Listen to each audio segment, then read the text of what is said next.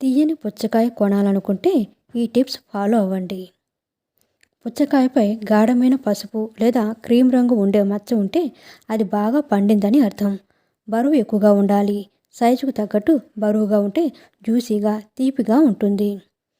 పుచ్చకాయను తట్టి చూస్తే లోపల ఖాళీగా ఉన్నట్లుగా డీప్ సౌండ్ వస్తే చాలా మంచిది. ఆకారం సమానంగా ఉండాలి. గుండ్రంగా లేదా సమానంగా ఉంటే సరిగా పెరిగిందని అర్థం. పై తొక్క అంత షైనీగా ఉండకూడదు. చాలా షైనీగా ఉంటే అది పచ్చిగా ఉందని అర్థం. స్టెమ్ ఎండిపోయి ఉండాలి. పచ్చగా కాకుండా డ్రైగా ఉంటే పండు పండింది, రుచిగా ఉంటుందని అర్థం.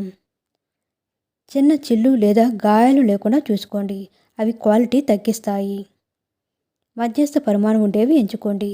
చాలా పెద్ద లేదా చాలా చిన్న కాయలు కాకుండా మధ్యస్థంగా ఉండేవి మంచిది.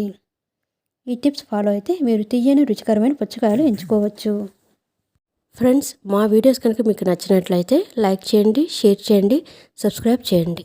మరిన్ని మంచి వీడియోస్ కోసం నోటిఫికేషన్ ఆన్లో పెట్టుకోవడం మర్చిపోకండి. Please support us. Thank you so much.